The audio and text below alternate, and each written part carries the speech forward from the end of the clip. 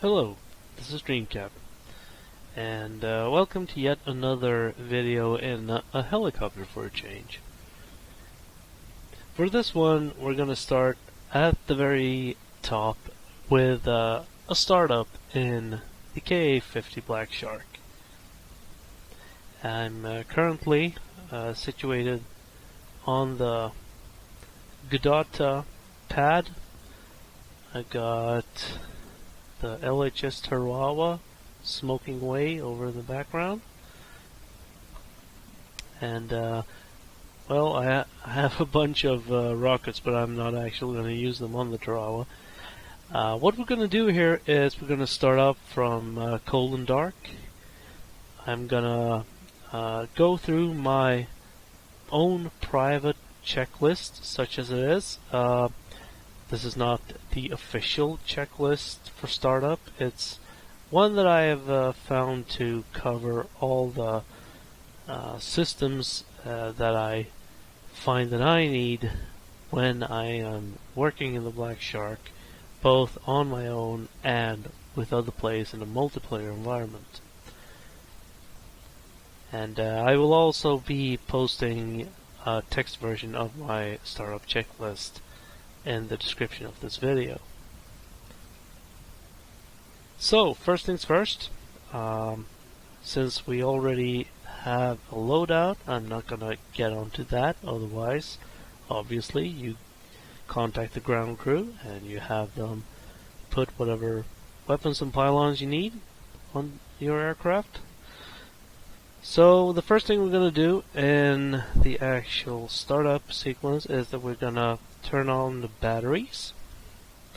These are found over here, under these two covers.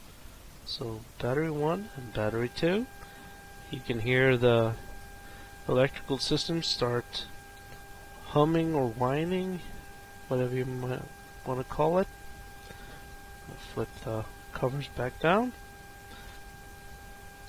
The next thing we're going to do is turn on the avionics system. This actually takes a while to warm up, especially the HUD takes a good while. So we're going to flip that. We're also going to turn on the ABRIS, and we're going to be greeted with a very classic startup sequence for a 486 computer, and anyone who's dealt with computers from the 90s will recognize this. While that is starting and running through its tests, we'll go over the various electrical systems. So we'll start off with the generator switches. Those are not going to do anything at the moment, but we'll switch them on all the same. We'll also switch on the fuel pumps for the internal fuel tanks, forward and aft. The next two switches are for external fuel tanks, wing tanks, inner and outer. We're going to let them be for now. We are going to switch on the fuel gauge switch, which provides power to the fuel information system. We're also going to turn on the fuel cutoff valves for the left engine and for the right engine. These are under these covers. And we're also going to turn on the fuel cutoff switch for the APU, which is located here.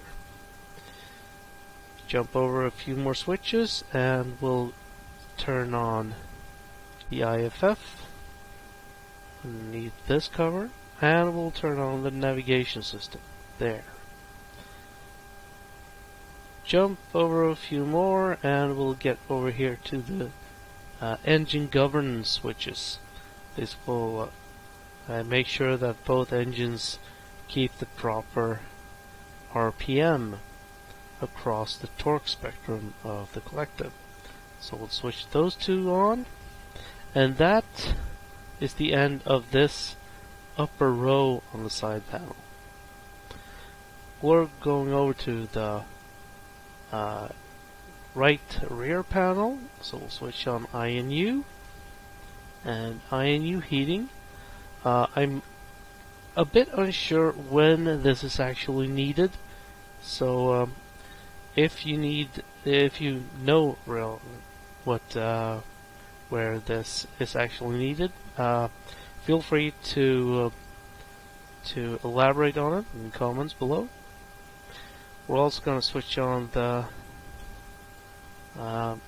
laser warning receiver and the countermeasures system, UV26. Down here, almost at the bottom, we have the hydraulics and hydraulics, ecran, etc. switch. So we'll flip that down, close the cover, and that will, if we look ahead, will make the master caution light start flashing. So what we'll do here is we'll double tap the master caution light, and on the right hand side that will cause the self-test screen to go. I'm using a Russian layout now. We'll get the ecran ready or equivalent as you saw message. If you don't, you are free to rerun the test. Just double tap again. You get the self-test, and then you get ecran ready in English or Russian, whichever you prefer. And that is it for the back panel. So we'll go over the lower part of the left panel. So we'll switch on instrument lights and instrument night lights. As for formation lights, I'm going to leave them off. I'm also going to leave the wingtip lights off.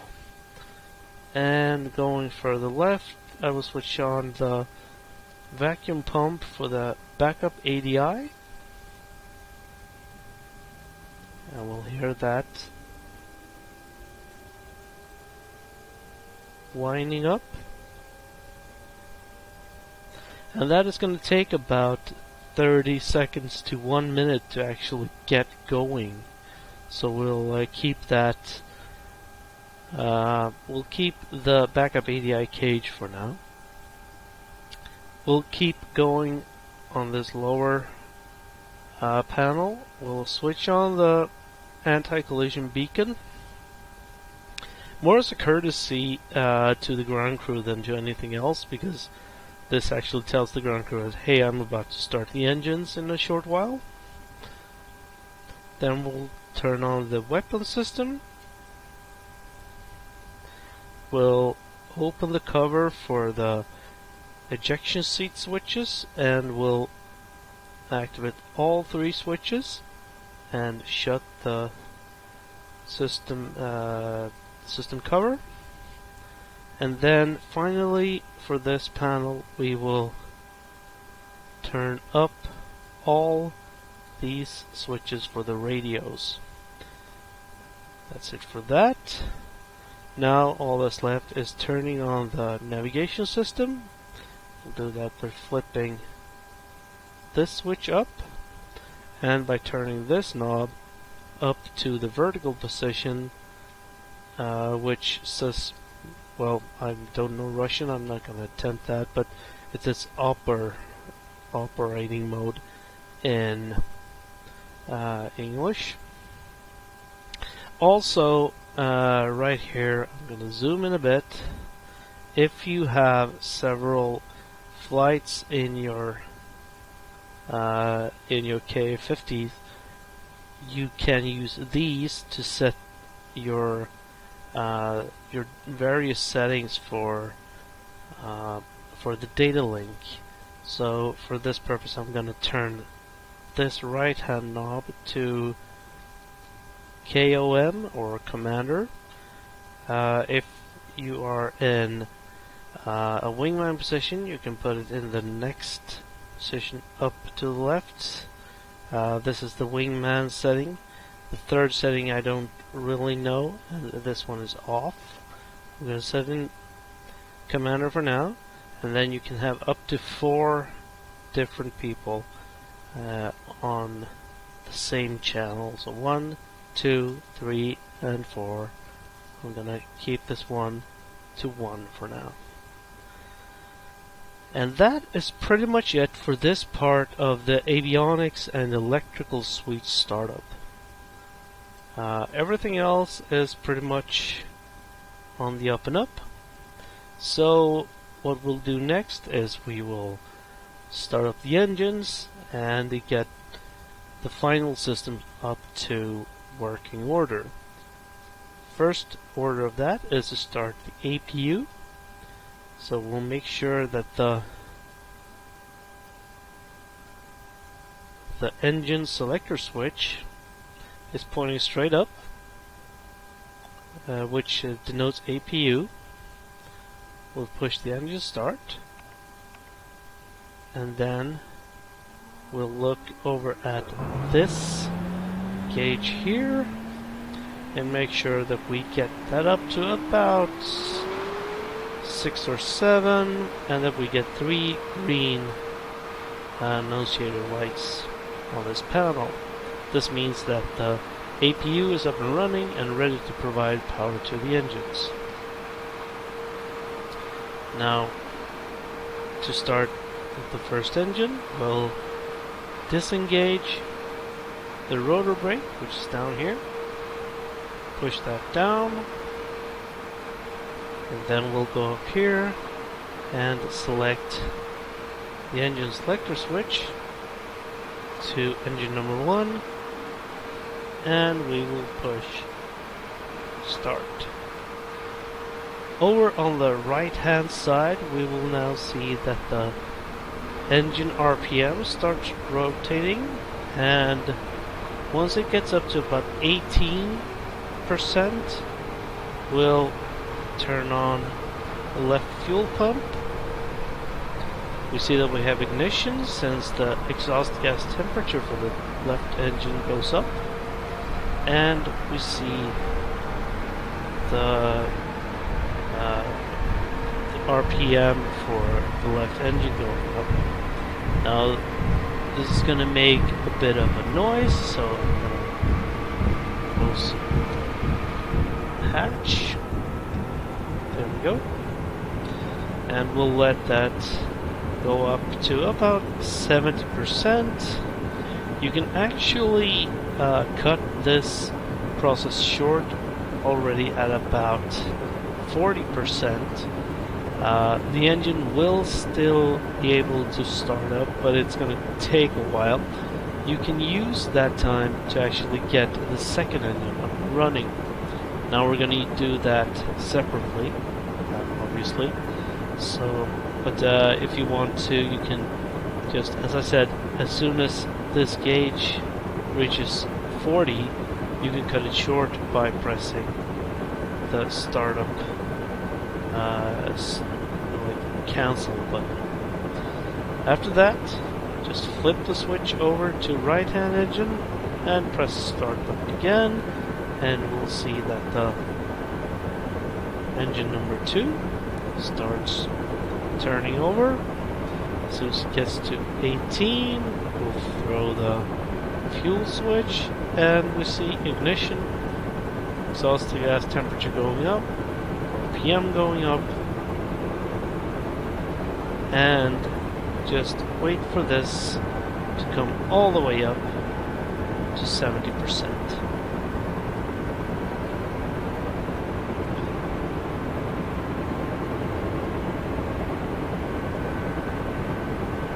Doesn't take too many seconds, and once it gets there, you are fully free to disengage and turn off the APU.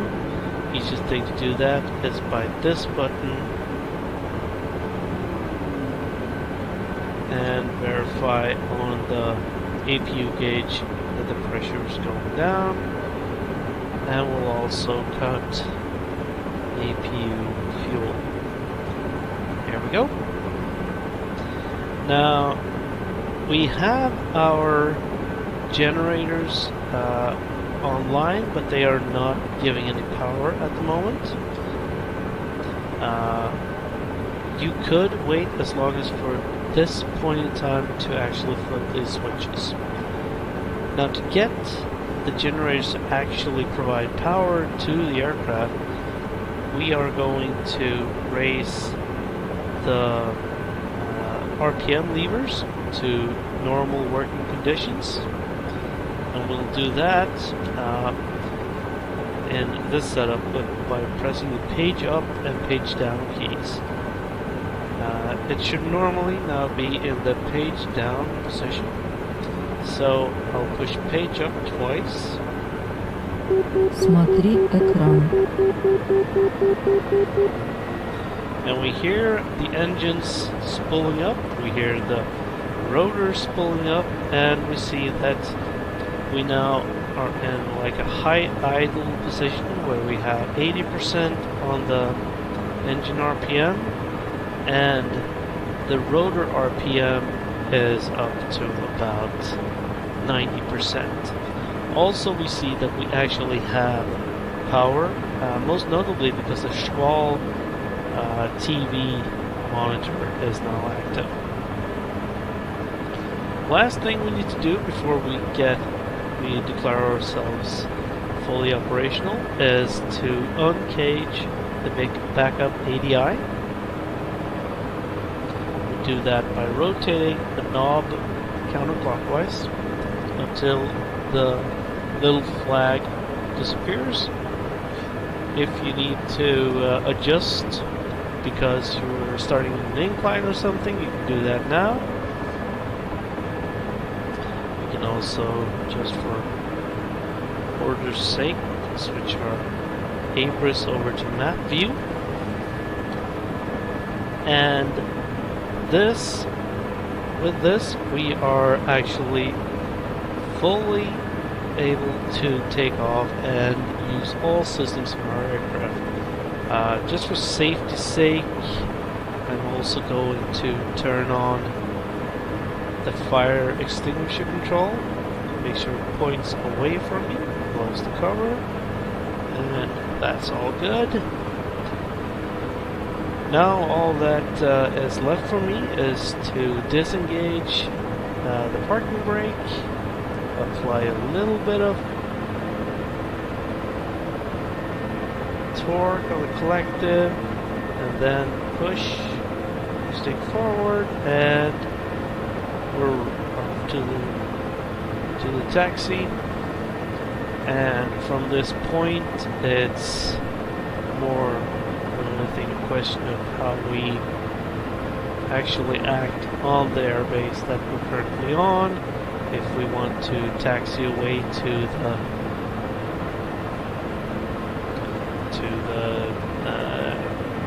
runway and make a proper takeoff, or if we want to just take off as is. I should note that I still haven't turned on the actual autopilot. I'm gonna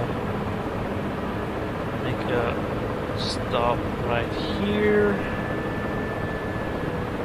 and if I take off now, it's gonna be a pretty wobbly ride because I won't be getting any help from the autopilot. To get that, I want to use these 4 autopilot channels. Now, we are still in 2.5 beta in DCS, so the lighting on these buttons are actually, well, it's bad. There are no tools about that, but we can switch on the bank hold channel,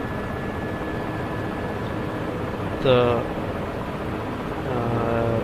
the pitch hold channel, the bank hold channel, and the heading hold channel. This 4th button is the altitude hold channel. We'll leave that for now. But pretty much what's going to happen here is the aircraft is going to strive to keep altitude, or not altitude, but the pitch, bank, and heading as I have it right now. One thing that's important to note is that if I start moving my stick after I have established this position, I might be like struggling against the autopilot. The simplest way to disengage the autopilot is to use the trim. So push the trim button in, and then for a normal takeoff from stationary position like this, disregarding the fact that we're still on taxiway and technically not allowed to. And anyway, we're gonna apply collective until the nose starts coming up. I'm compensating with a bit of forward stick, and I'm gonna make sure that I establish a hover with about 5 degrees nose up. That will give me pretty much exactly stationary hover. See, I'm kind of slipping backwards, but not too much. So, slipping around maybe a meter to each side. And now all I have to do is apply even more collective, and I am airborne. And tracking landing gear. Trim off, or trim button down. Establish forward flight, and trim button up. And let the aircraft settle into the trim position.